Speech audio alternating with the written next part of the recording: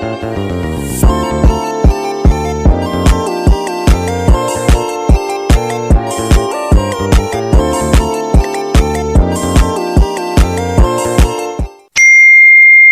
okay, I'm fine. Kincana, Kincana, teng neng neng neng neng.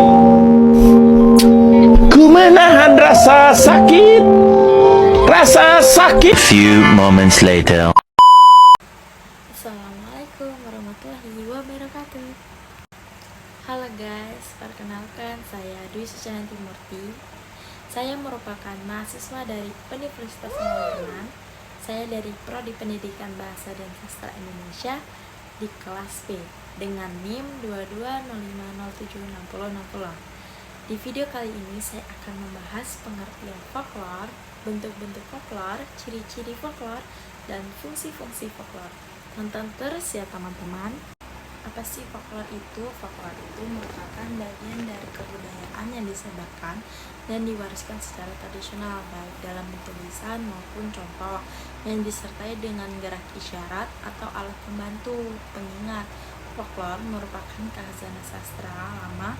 Sastra folklore ini berkembang setelah William Johnstone, seorang ahli kebudayaan antik dari Inggris, mengumumkan artikel dalam majalah Athenaeum No. 982 tanggal 22 Agustus 1846 dengan mempergunakan nama samaran Ambrose Marton Dhananjaya Bit Ibit Nam. Dalam majalah tersebut, Tom menciptakan istilah folklore untuk sopan santun Inggris, takhayul, balada, dan tentang masa lampau. Sejak itulah folklore menjadi istilah baru dalam kebudayaannya. Folklore mengkaji kebudayaan rakyat jelata baik unsur materi maupun unsur non-materinya. Kajian tersebut difokuskan kepada masalah kepercayaan rakyat, adat kebiasaan, pengetahuan rakyat, bahasa rakyat, yaitu dialek, kesusastraan rakyat, nyanyian dan musik rakyat, tarian dan drama rakyat, kesenian rakyat, serta pakaian rakyat. Pendapat para ahli di atas memperlihatkan bahwa folklore merupakan kajian tentang folk dan lore, sebuah kolektif yang masih digunakan dan dipercaya di antara kolektif tersebut, sehingga dengan folklore-nya mereka membedakan diri dengan kolektif folklore yang lain. Pembahasan kita kedua, bentuk-bentuk folklore. Folklore menurut John Harold Burfan dalam Harjito 2006.7 dapat digolongkan menjadi 3 kelompok besar berdasarkan tipenya, yaitu A. Folklore lisan. Folklore lisan adalah folklore yang bentuknya murni lisan. Bentuk-bentuk genre folklore ini antara lain mencakup bahasa rakyat, folk speak seperti logat, julukan, pangkat, tradisional, dan titel kebangsawan. Ungkapan yang kedua, ungkapan tradisional seperti peribahasa, pepatah, dan pomeo. Yang ketiga, pertanyaan tradisional seperti teka-teki. Yang keempat, puisi rakyat seperti pantun, gurindam, dan syair. Yang kelima, nyanyian rakyat. Dan yang keenam, cerita prosa rakyat. Yang B, folklore sebagian lisan. Folklore sebagian lisan adalah folklore yang bentuknya merupakan campuran unsur, yaitu lisan dan bukan lisan. Folklore yang termasuk golongan ini antara lain kepercayaan rakyat, teater rakyat, adat istiadat upacara, pesta rakyat, dan lain-lain. Yang C, folklore bukan lisan. Folklore bukan lisan itu apa sih? Folklore bukan lisan itu adalah folklore yang bentuknya bukan lisan. Kelompok besar ini dapat dibagi menjadi 2 subkelompok, yakni material dan non-material. Bentuk folklore yang tergolong material adalah antara lain arsitektur rakyat, misalnya bentuk rumah asli daerah, bentuk lubung padi dan sebagainya, kerajinan tangan, pakaian, perhiasan, adat, makanan dan minuman rakyat, dan obat-obatan tradisional. Sedangkan yang tergolong non-material antara lain gerak isyarat tradisional, gestur, bunyi, isyarat untuk komunikasi rakyat, misalnya gampangan tanda, bahaya di Jawa, atau bunyi gendang untuk mengirim berita, seperti yang dilakukan di Afrika.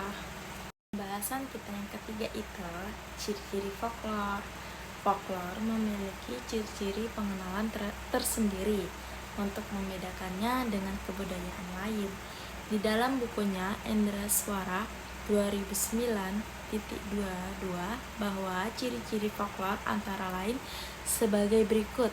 A. Disebarkan secara lisan, artinya yaitu dari mulut ke mulut, dari orang satu ke orang lain dengan secara alamiah tanpa paksaan. B. Nilai-nilai tradisi sangat menonjol dalam folklore. C. Folklore dapat bervariasi antara satu wilayah lokal, namun hakikatnya sama variasi, disebabkan oleh keragaman bahasa, bentuk dan wilayah masing-masing. D. Penciptaan dan perancangan folklore tidak jelas siapa dan asalnya dari mana. E. Cenderung memiliki formula atau rumus yang tetap dan ada yang lentur. Maksudnya apa sih?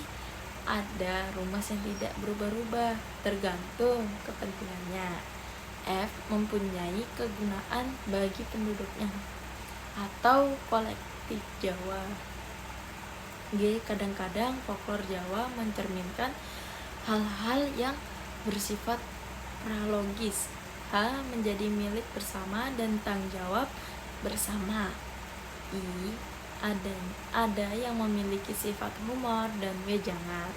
Pembahasan kita yang keempat yaitu fungsi folklore. Folklore merupakan sebuah hasil kebudayaan yang memiliki berbagai fungsi.